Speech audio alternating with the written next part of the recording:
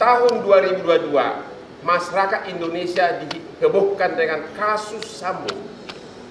Persidangan sudah berlangsung lama dan cukup alot, tapi masyarakat gagal fokus karena yang ditanyakan di sidang telah melebar kemana-mana. Padahal masyarakat itu ingin tahu apakah ini pembunuhan biasa atau pembunuhan berencana.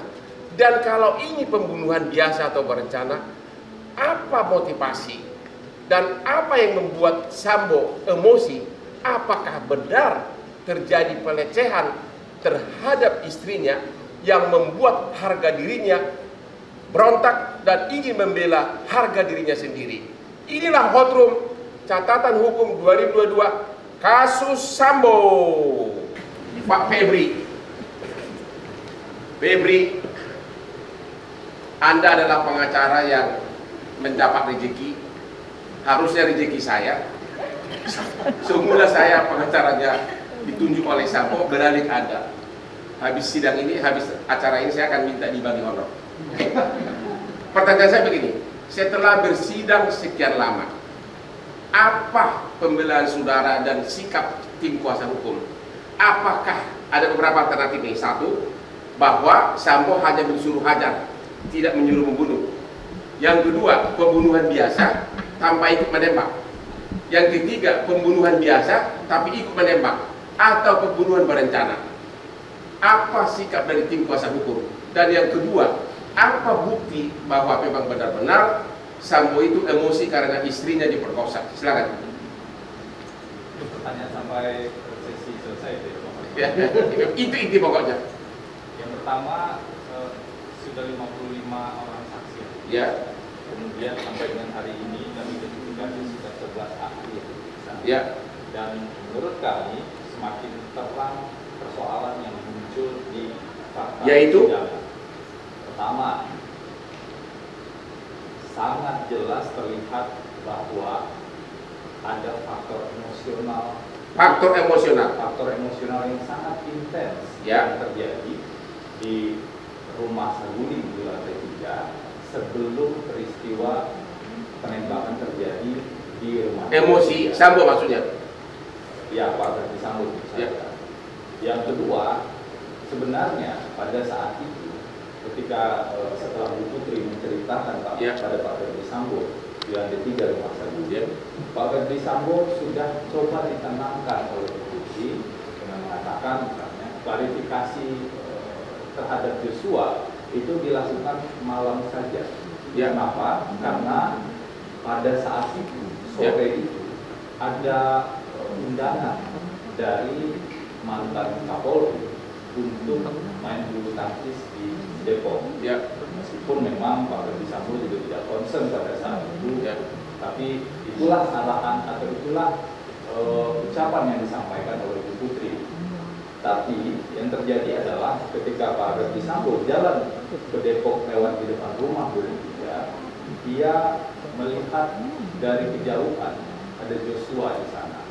Dan ketika dia melihat itu, ini menurut berkas dan keterangan dari Pak Verdi Sambo ya, ketika dia melihat Joshua itu, emosinya kembali meningkat sampai akhirnya mobil itu kelewat sedikit, akhirnya dia berhenti dan berjalan terburu-buru masuk ke dalam rumah. Ya. Itu fakta yang muncul di persidangan. Kemudian di dalam rumah, nah ini ada perbedaan antara keterangan Richard Eliezer dengan beberapa saksi yang lain. Ya.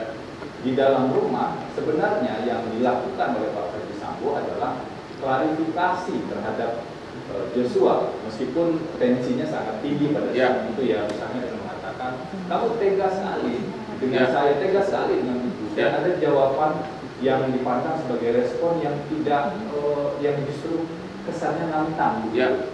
Di sanalah dalam kondisi emosional intens itulah ada kata yang disebut hajar cat. Oke, jadi kembali itu menurut Pak Verdi Sambo dan kembali kepada pertanyaan saya tadi.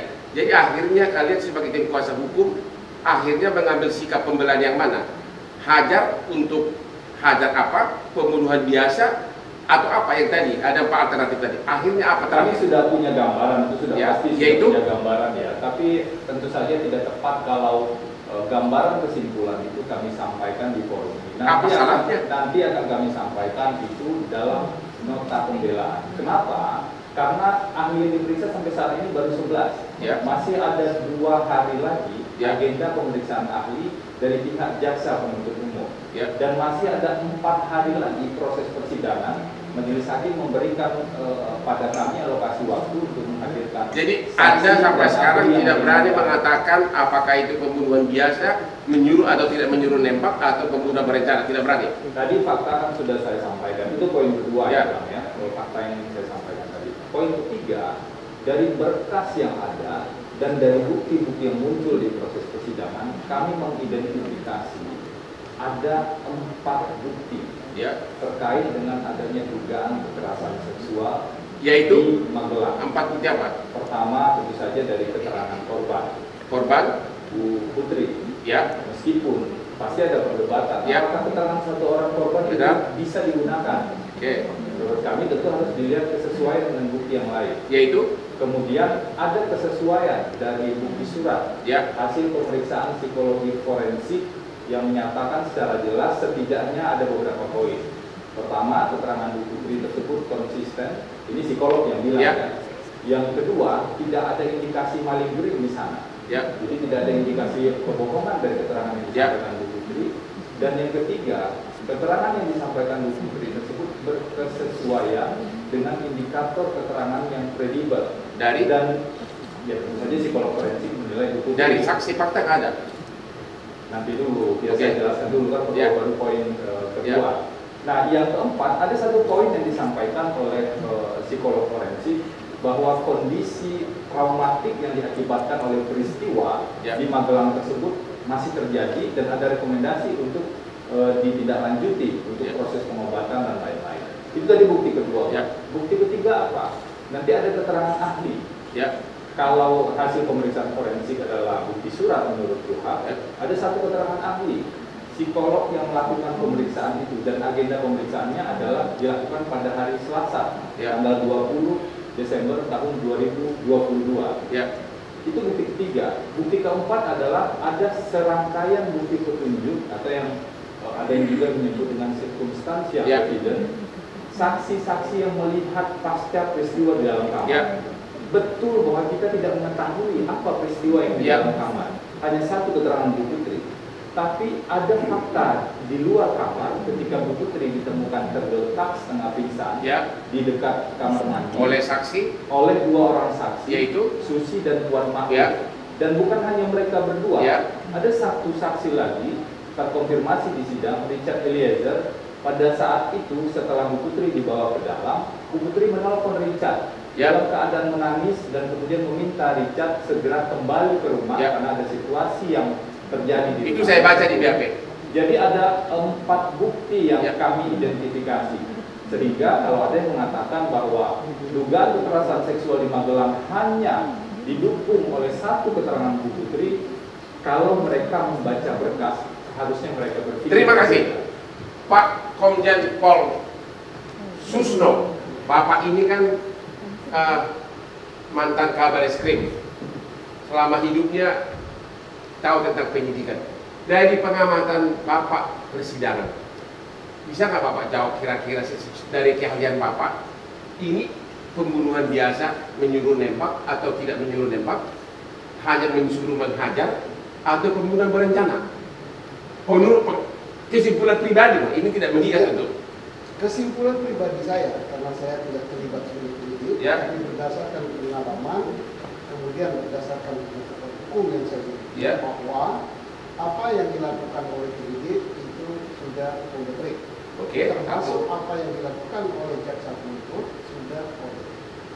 Pasal yang dituduhkan adalah pasal 340, kemudian juga pasal 33. Yaitu kan dakwaan. Dari hasil persidangan, apa kesimpulan sementara Bapak? Hasil persidangan, kesimpulan saya perkara ini melebar.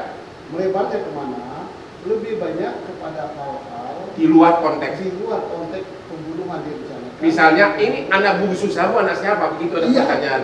Itu kemudian pertanyaan hakim kelihatannya kan lebih banyak mengarah kepada bukti daripada itu. Oke, Bapak belum jawab tadi. Kalau begitu kesimpulan Bapak apa? Apakah Sambo itu hanya suruh menghajar? Apakah pembunuhan biasa, ikut menembak, atau pembunuhan berencana? Nah, yang bisa menjawabnya, kesimpulan Bapak pribadi? Kesimpulan saya, Sambo terlibat. Terlibat, oke. Sambo menyuruh. Menyuruh? Ya, karena dia menyuruh, maka dia bertanya. Persoalannya, apakah menyuruh membunuh atau menyuruh memberi pelajaran? Ini yang dibatasi. Satu, Pak, yang saya takutkan. Ya. Mumpung saya diberi kesempatan. Ya. Perkara ini diserahkan oleh jaksa penuntut umum kepada pengadilan tanggal 10 Oktober. Ya. Hakim hanya berwenang menahan 90 hari. Ya. Sedangkan perkara ini berarti tanggal 10 Januari atau 9 Januari sudah habis kebenaran. Ya. Kalau ini hanya berdebat dia begitu saja, maka mau tak mau demi hukum terdakwa lima-limanya harus dibebaskan. Ya. Nah, ini yang kita khawatirkan. Kalau arti ini kan masih ada pemeriksaan ahli, ya, masih ada pembelaan, masih ada replik, masih ada. Tolong dijawab singkat, Pak. Jadi Bapak belum bisa menyimpulkan sementara bahwa ini pembunuhan berencana atau tidak? Belum bisa? Yang bisa menentukan adalah hakim, Bapak pribadi, dan saya secara pribadi. Kalau melihat ini dari peristiwa Sawoguling sampai dengan peristiwa ini direncanakan. Oke. Yang kedua, apakah Bapak kesimpulan sementara bahwa ada pelecehan seksual dari hasil persidangan? Kalau sampai sekarang saya belum bisa menentukan itu, karena kita kan harus berdasarkan bukti. Tergantung Pak Febri Diansyah mengangkatnya nanti, apakah beliau bisa mengumpulkan ini. Tadi beliau katakan belum bisa dikemukakan di sini. Oke, Pak Reza Indragiri, kita mau fokus dulu kepada bukti pelecehan seksual. Ada dua kasus sebelumnya yang dimana pendapat psikologi forensik sangat menentukan nasib daripada terdakwa. Dalam kasus pemerkosaan murid sekolah JIS, di situ ada dua kubu psikolog, dua-duanya berbeda pendapat. Dalam kasus sianida, ya, kopi sianida, juga ada dua psikolog. Sehingga saya melihat sementara bahwa memang pendapat psikolog itu tergantung siapa yang minta dan tergantung siapa yang bayar. Bagaimana pendapat Anda dalam kasus pelecehan seksual terhadap Ibu PT? Pertama terkait etis, yang kedua terkait metode, dan yang ketiga terkait admissibility. Jadi seberapa jauh hasil pemeriksaan non hukum tersebut akan diterima oleh majelis hakim. Apakah kalau kemudian diterima diamini atau tidak? Masuk dalam pertimbangan putusan atau tidak? Admissibility. Per hari ini, sepengetahuan saya, belum ada satupun ketentuan atau aturan main, baik itu terkait penggunaan poligraf atau hasil pemeriksaan psikologi forensik seperti apa di Indonesia. Dengan kata lain, saya membayangkan, andaikan hasil pemeriksaan instrumen-instrumen tersebut diajukan ke majelis hakim, boleh jadi majelis hakim di ruang sidang A akan punya penyikapan dengan majelis hakim di ruang B. Berbeda. Karena belum ada ketentuan yang mengikat bahwa mereka harus menerima atau menolak. Jadi sangat-sangat individual. Nah, atas dasar itu, maka kemungkinan bahwa hasil pemeriksaan psikoforensik atau hasil pemeriksaan poligraf diterima oleh majelis hakim atau tidak dan persidangan. Tapi prediksi saya, majelis hakim akan memberikan kesempatan bagi seluruh pihak untuk mendalami, untuk mencermati sekaligus mengkritisi hasil pemeriksaan non hukum tersebut. Pertanyaan saya, khusus kita membahas kasus PC, sepertinya tim kuasa hukum sangat menggantungkan antara lain dari pemeriksaan psikolog forensik. Pendapat Bapak bagaimana? Apakah itu bisa membebaskan Ibu PC dari membuktikan bahwa Ibu PC itu korban pelecehan seksual? Kita disiplinkan penggunaan diksinya terlebih dahulu. Dalam perkembangan persidangan yang terakhir, tidak lagi diksi yang digunakan pelecehan seksual, tapi sudah sangat berat, itu perkosaan. Kita pakai perkosaan. Kita tidak boleh kemudian menyamaratakan antara pelecehan dan perkosaan. Dalam undang-undang PPKS itu juga dua kali. Yang jadi pertanyaan adalah, apakah itu pelecehan atau perkosaan? Apakah bukti utama daripada tim kuasa hukum yang memakai bukan saksi fakta, tapi keahlian dari psikolog forensik bisa membuktikan bahwa PC itu kan korban? Urutan berpikirnya begini, Pak. Pertama ini dari sudut psikologi Pertama adalah mengetahui secara pasti terlebih dahulu definitif ada atau tidak trauma itu. Karena kalau trauma itu tidak ada tapi diadakan, maka ini menimbulkan alias trauma sakit besar.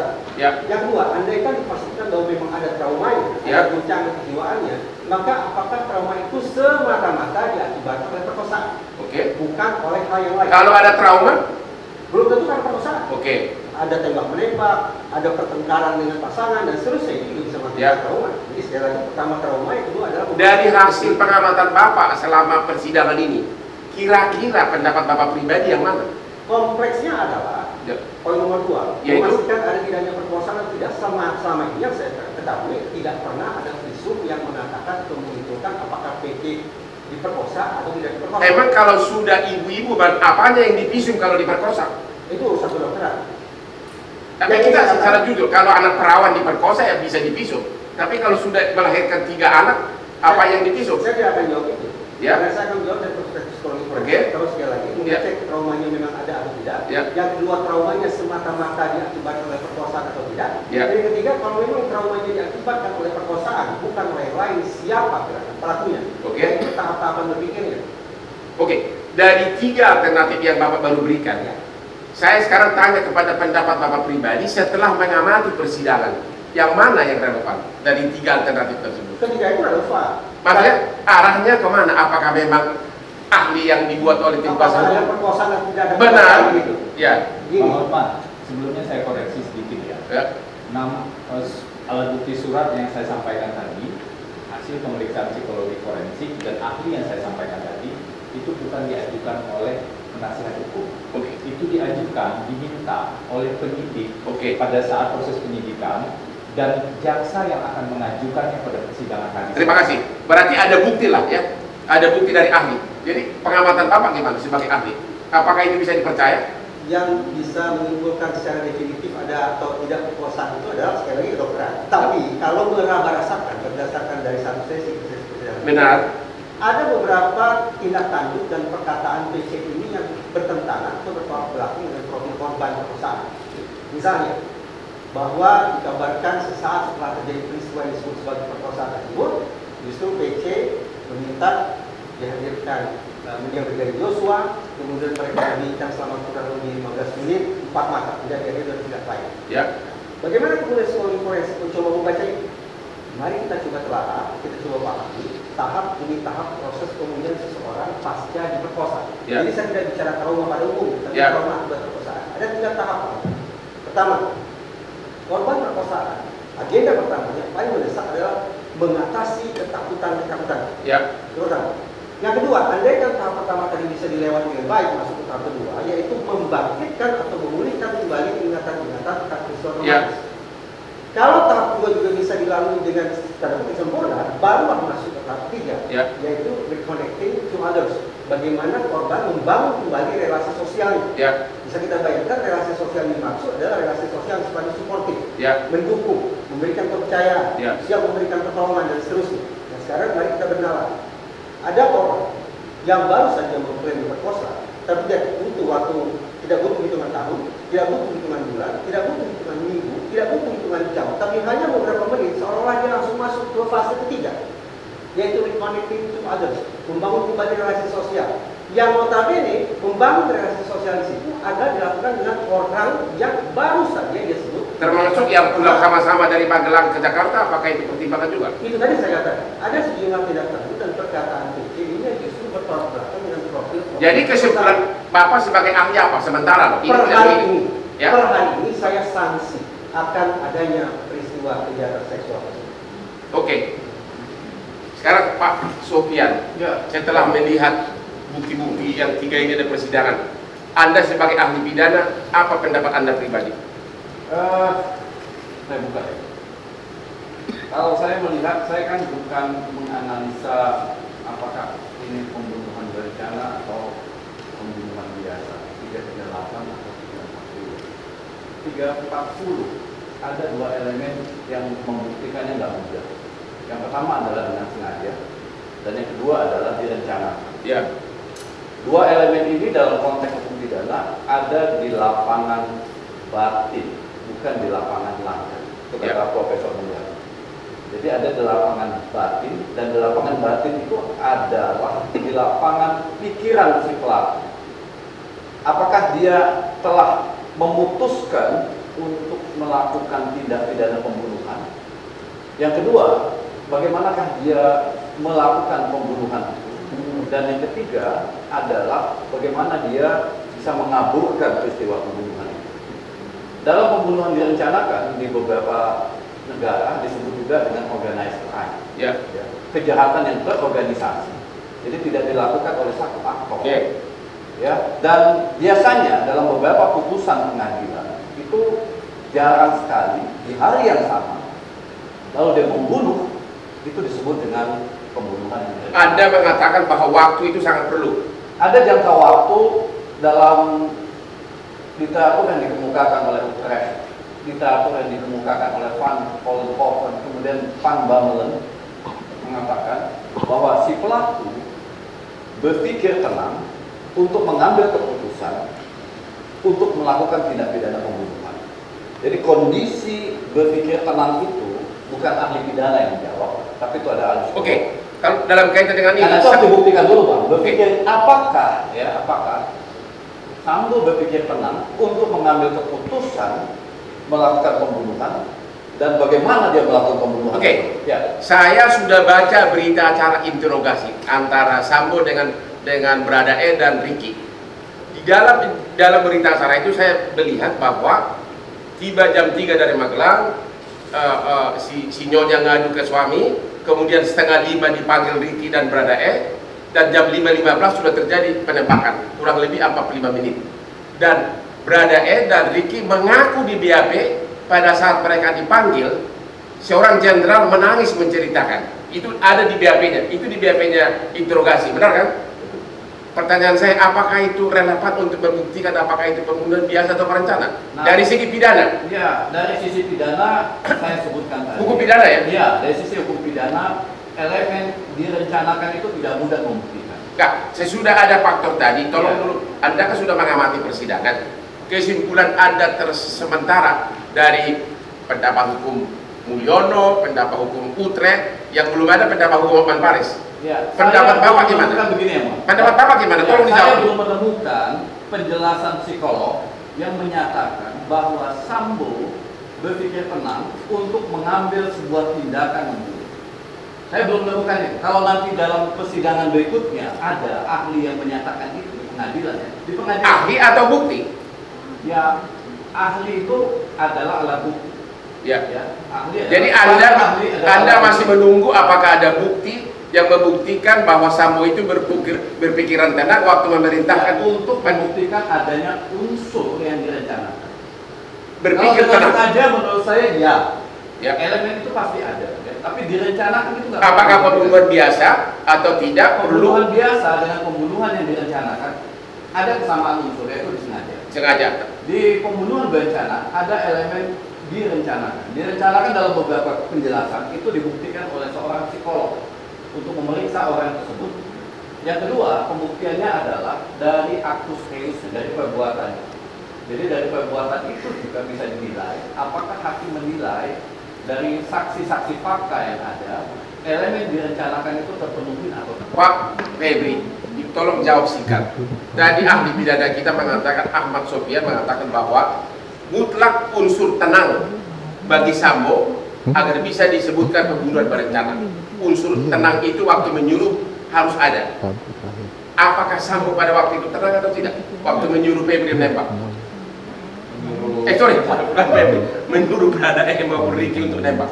Jadi pertama dari fakta sejarah yang kami lihat itu tidak begitu menembak. Kalau menurut versi Pak Ferdi Sambo dan ada satu saksi yang melihat secara langsung. Yang menyuruh hajar gitu kan? Hajar, meskipun Richard bilang tembak. Tenang atau tidak saat itu? Itu yang pertama. Yang kedua, setelah mendengar cerita dan uraian dari masa itu, itu dari bukti yang kami lihat di pada sidang, tidak ada satu pun bukti yang mengatakan bahwa Pak Ferdi Sambo bisa menguasai diri dengan tenang pada saat itu. Bahkan ketika mau lewat di depan rumah Duren 3, awalnya kan sebenarnya bukan ke rumah Duren 3, awalnya mau ke Depok tapi lewat di depan rumah Duren 3. Sempat melihat Joshua pada saat itu, CCTV juga kelihatan, dia sempat keluar sebentar dan mobil Pak Ferdi Sambo di sini sempat melihat, dan ini pun membangkitkan emosi yang luar biasa pada saat itu. Tapi masih kelewat mobilnya, dan pada saat ke dalam apalagi.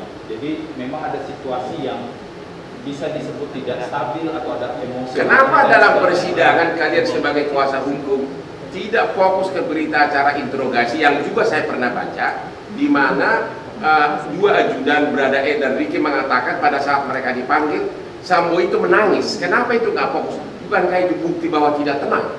Justru itu yang sudah terbukti di fakta persidangan. Ya. Ketika. Tapi benar kan di berita acara dua ajudan mengakui bahwa Sambo menangis? Ketika Richard Eliezer diperiksa, itu kami konfirmasi dan dia membenarkan apa yang dia sampaikan di berita acara. Bagaimana kondisi Pak Ferdi Sambo gemetar dan menangis pada saat itu. Yang sebelumnya masuk adalah Ricky. Ricky juga mengkonfirmasi hal tersebut. Tapi poligraf mengatakan klien Anda berbohong, mana yang benar? Nah, itu yang harus dilihat. Kalau bicara soal poligraf, kalau kita baca semuanya ya, kan ada 5 hasil poligraf. Asumsikanlah hasil poligraf ini benar, asumsi ya. Kita misalkan poligraf benar. Tahukah publik bahwa ketika tes poligraf ini benar, kalau tes poligraf ini benar, yang paling diuntungkan siapa?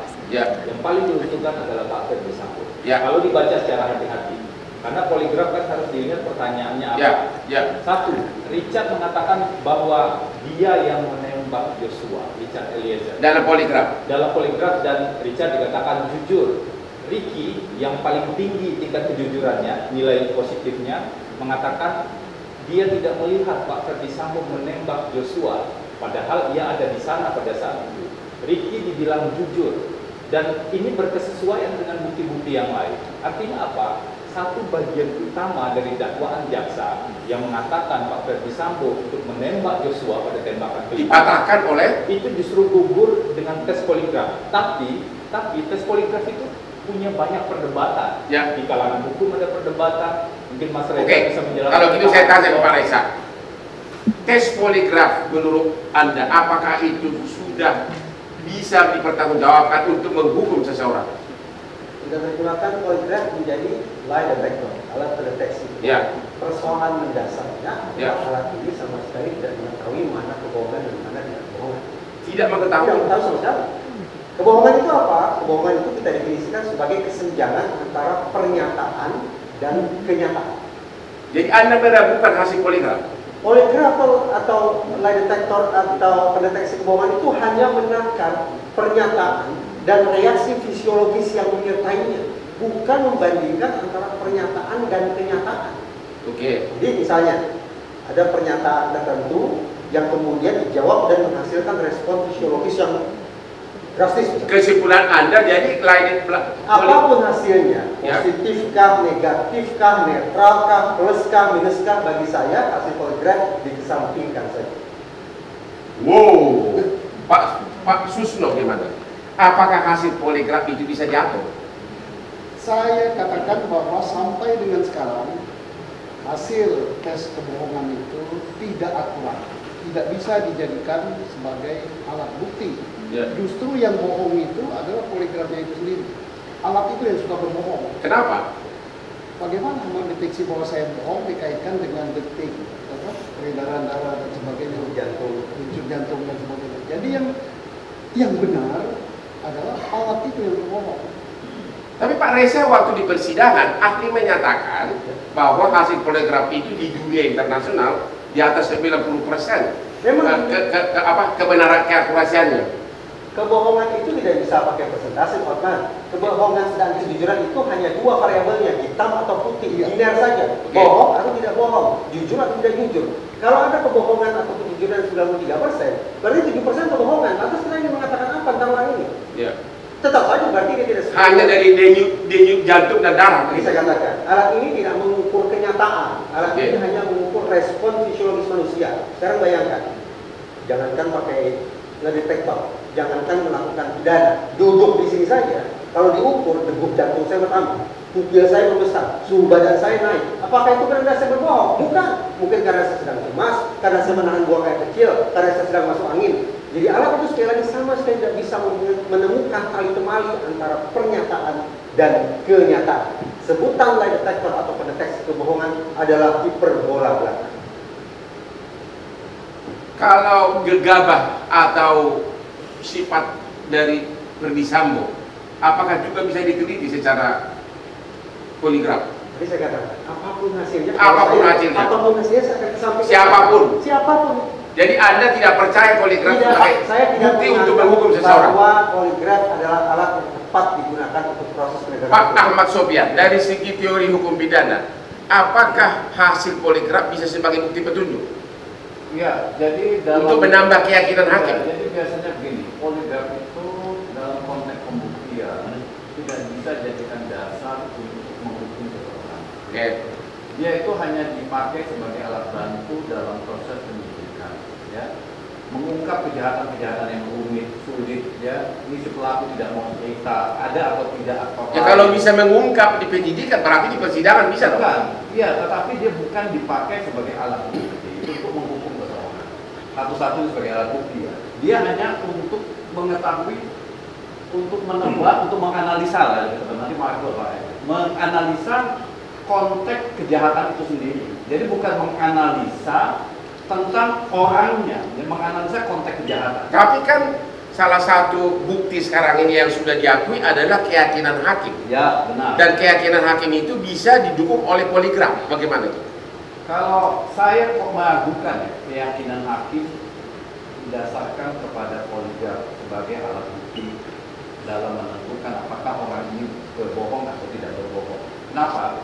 Karena harusnya kebohongan, untuk mengungkap kebohongan itu bukan didasarkan pada scientific evidence, kalaupun itu disebut sebagai scientific evidence, tapi adalah dari rangkaian perbuatan yang terjadi. Jadi kesimpulan Anda, poligraf ini tidak bisa dipakai untuk memberatkan Sambo, apakah pembunuhan berencana atau tidak? Untuk mendapatkan, saya kembali lagi ke pertanyaan awal, untuk menemukan elemen perencanaan dengan menggunakan poligraf terlalu gegabah memakai elemen bukti poligraf untuk menentukan seseorang melakukan pembunuhan berencana. Iya. Tadi Pak Ahmad Sofyan mengatakan bahwa untuk menentukan seseorang melakukan pembunuhan berencana perlu ada ketenangan. Dan memang yang saya baca di literatur begitu. Tapi Anda tadi mengatakan, lebih cenderung ini pembunuhan berencana kasus Sambo. Mana yang benar? Perlu nggak ketenangan untuk agar bisa disebutkan dia merencanakan pembunuhan? Oke, kita bertolak pada hukum. Ya. Unsur daripada pembunuhan berencana tidak ada ketenangan. Tetapi untuk mendapatkan apakah betul dia merencanakan atau tidak, nah itu tadi syarat daripada ketenangan. Ya. Tapi tidak menjadi unsur di dalam hukum.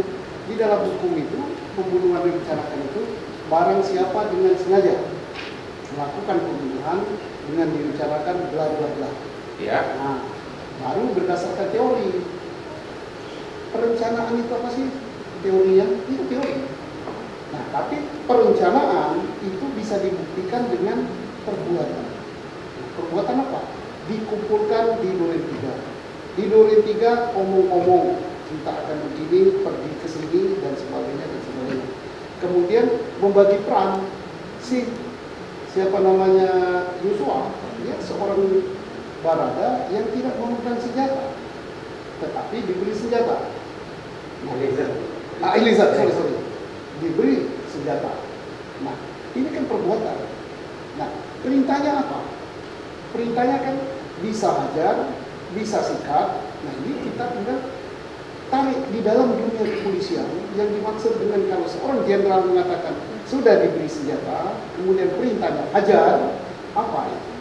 Itu jelas perintah, tapi apakah itu termasuk kategori perencana? Tadi di persidangan maupun di berita acara, seorang jenderal menangis. Bayangkan kalau Bapak menangis, seorang jenderal menangis, apakah itu memang pasti ada motivasi kesedihan? Saya tambahkan. Yaitu apa? Saya tambahkan sedikit, ini menambahkan fakta sidang saja.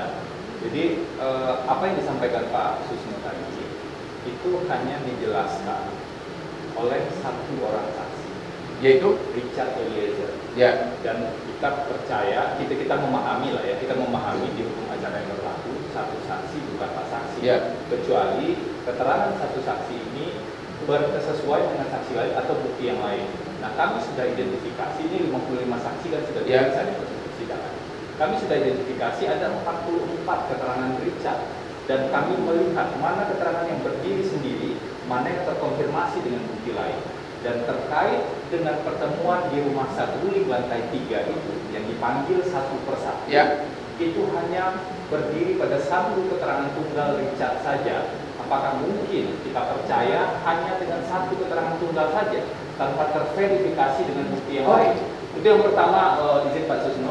Itu yang pertama. Yang kedua, tidak pernah terbukti ada pertemuan dan pembagian peran. Artinya apa? Kalau kita bicara pasal 55 ayat 1 ke 1 KUHP tentang bersama-sama, konsep meeting of mind, pertemuan kehendak antara pihak-pihak yang berbagi peran itu tidak ditemukan dalam bukti di sidang. Silakan. Silakan. Pak Uno, kita lihat saja, itu kan ada dalam rangka rekonstruksi ya. Saya sendiri tidak baca hasil rekonstruksi.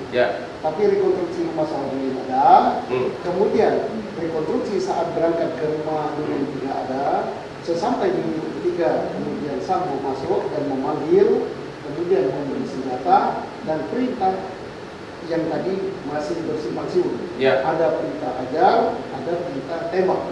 Nah, ini apapun yang dilakukan, bahwa pembunuhan itu dengan tenggat waktu sekian, ada pertemuan ini, apakah ini termasuk direncanakan atau tidak, itu kan hakim. Menurut Bapak? Kalau menurut saya sebagai penyidik, saya berpaham sebagai penyidik itu direncanakan. Makanya penyidik memasukkan 340. Nah, kemudian walaupun pada saat 2 Jumat dipanggil, seorang jenderal itu menangis. Tidak ada persyaratan nangis atau tidak. Menangis itu tidak menggugurkan direncanakan. Nah, tapi kan kewajiban daripada pengacara atau advokat untuk mencari apakah betul atau tidak unsur perencanaan itu dimasukkan dalam rangka menegakkan kebenaran dan keadilan itu. Oke, Pak Reza, hakim yang akan menilai. apakah memang orang merencanakan itu harus dalam keadaan tenang secara kejiwaan?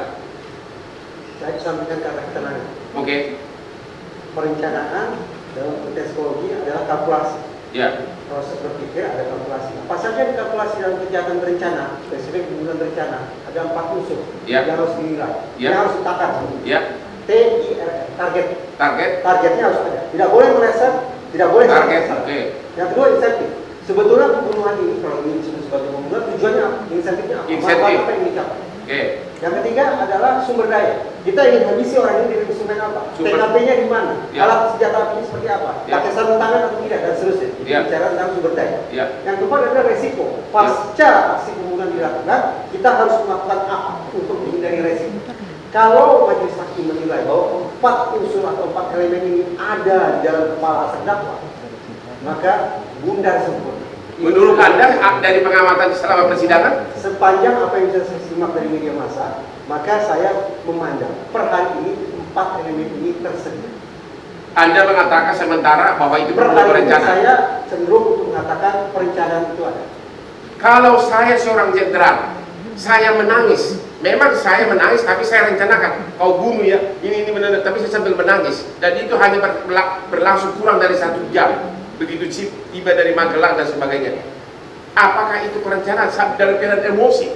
Saya tidak bisa menjawab pertanyaan itu karena tangisan air mata tidak masuk dalam 4 unsur perencanaan kita. Itu unsur dari psikolog ya?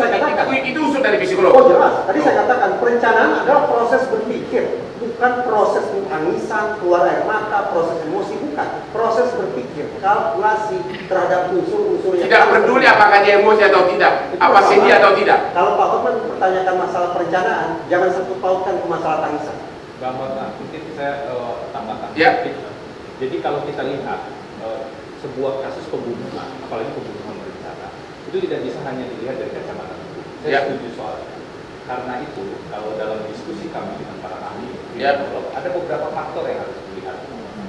Satu, bukan hanya peristiwanya tapi karakteristik individunya. Apakah individu tersebut melakukannya dalam keadaan tenang atau tidak? Kenapa ini penting? Karena ini diambil dari apa yang disebut dengan MVP. Kenapa pasal 340 itu lahir? Dia bilang nggak peduli, unsur tenang itu nggak peduli. Itu boleh-boleh saja, itu pendapat dari psikolog. Kalau kita kan harus melihat pasal 340 itu dulu dibahasnya di parlemen Belanda itu seperti apa, dan bagaimana pendapat pihak yang membahasnya. Memang kondisi tenang itu disyaratkan di sana untuk mulai dari merencanakan, mengevaluasi sampai dengan melakukan. Tidak cukup hanya FVP di Belanda tersebut, juga terkonfirmasi sebenarnya dari putusan-putusan pengadilan apakah ini pembunuhan berencana atau ini pembunuhan yang spontan. Itu yang pertama, karakteristik individu perlu dilihat. Yang kedua, motif. Apa sebenarnya yang melatar belakangi seorang suami, seorang jenderal bintang 2 mendengar istrinya mendapat perlakuan tidak senonoh dan kemudian terpicu emosinya pada saat itu sudah terbukti di proses persidangan. Yang ketiga, ternyata kriminolog juga melihat faktor peran dari korban, karena di teori kriminologi kita bisa lihat kontribusi korban sejauh mana, dan itu juga digali dalam proses persidangan. Dan keempat, subkultur yang mempengaruhi seseorang dalam bertindak. Orang-orang yang diajarkan memelihara atau menjaga harga diri sedemikian rupa, ketika dia mendapatkan fakta, mendengar bahwa istrinya mendapat perlakuan yang tidak senonoh dari pihak yang dipercaya, ada itu seperti situasi yang terjadi. Di Madura namanya carok ya, di Madura carok ya. Dan fakta-fakta ini bukan hanya dari kami penasihat hukum, kami justru menemukannya dalam berkas perkara. Salah satunya dari hasil pemeriksaan psikologi. Kalau begitu, setelah sidang berlangsung cukup lama dan alot, yang Anda inginkan sekarang ini apa sebenarnya dari keinginan Sambo? Apa sebenarnya harapannya, putusannya apa? Harapannya aja dulu. Harapan kami itu sederhana, Pak Rahman. Harapan kami semua fakta terungkap di sidang, kebenaran yang muncul. Kenapa ini penting? Karena sebelum proses persidangan banyak sekali hoax yang terjadi. Banyak sekali fitnah, isunya melebar kemana-mana. Ya, tapi kan ini kan persidangan sudah mendekati batas akhir. Masa belum ada harapan? Apakah tetap hanya menyuruh hajar atau pembunuhan biasa atau berencana? Tolong dijawab dulu, kira-kira harapan apa? Kalau bicara soal harapan, itu harapan kami. Yaitu apa? Ujungnya adalah keputusan pengadilan yang adil. Adil untuk yaitu semua. Apa? Adil untuk korban, adil juga untuk para terdakwa. Yaitu apa? Boleh nggak Anda jawab apa? Kesimpulannya apa? Nanti kita lihat di nota pembelaan. Tapi kan Anda sudah dibayar untuk itu, membela, untuk membebaskan. Masih ada proses hukum yang berjalan. Dan seorang advokat tidak dibayar untuk membebaskan. Advokat adalah penegak hukum. Jadi Anda dibayar sekarang untuk apa? Kami akan melakukan tugas kami sebagai advokat secara objektif. Itu yang kami sampaikan. Anda tidak berani mengatakan bahwa Anda membela Sambo agar diperingat ke hukumannya atau apa? Kalau fakta itu terbukti di persidangan, kita tidak boleh menyangkal seolah-olah. Dan sampai hari ini sudah hampir 2/3 persidangan, Anda belum berani mengatakan terbukti atau tidak? Itulah yang saya katakan, bahwa ada banyak fakta yang sebenarnya kalau kita uji kedakwaan, ujian kedakwaan. Berarti dakwaan itu gugur. Satu persatu bagian dari dakwaan jaksa itu gugur. Kesimpulannya apa? Yaitu bebas. Nanti di nota pembelaan. Gimana Pak Susto? Ini tahanan, masa tahanan sudah mau habis nih. Bagaimana selanjutnya sikap pengadilan? Saya meminta, berharap setiap Republik Indonesia supaya kasus ini cepat selesai. Kita masih punya berapa lagi poin-poin dan langkah-langkah ini sampai dengan polis itu cepat. Jangan melebar pada hal-hal lain. Nah, sedangkan yang disampaikan oleh Pak Febri dan sebagainya, saya kira sudah cukup panjang dan sudah didengar oleh hakim, itu untuk menunjukkan berat ringannya. Kalau pembuktian itu kan cukup, pembuktian itu apa yang menjadi unsur. Nah, sedangkan yang disampaikan oleh Pak Febri bahwa dalam keadaan begini, dalam keadaan begini, itu pertimbangan hakim untuk berat ringannya. Terima kasih. Pak Ahmad, gimana? Apa usulan Anda agar persidangan ini cepat? Saya begini ya, saya masih elemen perencanaan itu saya mau bandingkan dengan satu putusan. Mirip dengan ini. Di NTB tahun 2001, jadi seorang ibu membaca SMS suaminya, handphone suaminya, ada perselingkuhan. Setelah dibacanya, lalu diteleponnya orang yang diduga melakukan itu. Diangkat, lalu dimatikan. Dan dia baca lagi, ternyata dia emosinya bangkit waktu itu. Diambilnya sebuah arit, didatanginya suaminya, ingin memberikan pelajaran pada suaminya. Dan ketemu suaminya, ketika itu arit nancap di dadanya. Dan putusan pengadilan? Kemudian dibawa ke rumah sakit, 4 jam kemudian meninggal. Nah, ada yang menarik. Di tingkat pertama, hakim punya keyakinan ini adalah pembunuhan berencana. Di tingkat pengadilan tinggi mengeluarkan putusan tingkat pertama. Tapi di MA ternyata majelis hakim di Mahkamah Agung tidak sependapat dengan putusan tingkat pertama dan kritik dan dikoreksi dan ini adalah pembunuhan biasa. 338. Nah, jadi begini, saya mau menyatakan satu lagi Pak Hotman, tentang ada atau tidaknya perkosaan itu menentukan. Ya. Jika hakim yakin tidak ada perkosaan, maka ada kemungkinan itu 340. Ya. Tapi jika ada perkosaan, ada perkosaan, kemungkinan ya 340 gitu. Kemungkinan. Ya. Jadi memang ada atau tidak perkosaan. Dan untuk membuktikan ada atau tidak perkosaan tidak mudah. Motif ya. Ya. Dan mungkin Anda sebagai ahli pidana mungkin pernah dengar film A Time to Kill di Amerika, di mana seorang nigger membunuh 2 kulit putih gara-gara memperkosa putrinya, tapi karena dia dalam keadaan emosi yang begitu tinggi, oleh hakim dia dibebaskan dari pembunuhan berencana. Oke, Pak Reza, apa catatan akhir Anda atas kasus ini? Apa pointer-pointer yang Anda kritisi? Komnas Perempuan sebaiknya sesegera mungkin mendampingi PC untuk melakukan pemeriksaan itu udah terlambat untuk memastikan apakah ada jejak-jejak perkosaan atau tidak. Karena kalau memang betul-betul PC adalah korban perkosaan, maka faedahnya PC pantas untuk mendapatkan restitusi dan kompensasi. Itu pertama. Tapi sebaliknya, kalau ternyata hasil pemeriksaan menunjukkan bahwa PC tidak diperkosa, maka ini adalah false accusation. Ini adalah tuduhan palsu, tuduhan mengada-ngada. Karena ada persoalan pidana berikutnya yang harus siap untuk dinyatakan. Jadi Anda sebagai ahli kejiwaan belum bisa menyimpulkan dari hasil persidangan apakah PC itu bohong atau tidak. Tadi saya katakan, kecenderungannya per hari ini saya menangkap gelagat tanda-tanda perilaku tindak tanduk perkataan yang berbeda dengan profil korban perkosaan. Dan Anda kira-kira kurang yakin dengan pandangan seperti itu, maka saya sanksi bahwa ada kejahatan seksual sebagaimana yang dituduhkan oleh PC terhadap William menjadi Joshua. Terima kasih kepada Pak Reza. Oke, kita akhiri diskusi kita malam ini dengan kesimpulan mudah-mudahan persidangannya bisa berjalan sangat cepat sesuai dengan jangka waktu yang ditentukan oleh KUHP, dan juga mudah-mudahan benar-benar bisa dibuktikan oleh hakim apa motivasi sebenarnya, karena dimanapun tidak ada pembunuhan tanpa motivasi. Demikianlah akhir dari diskusi kita malam ini.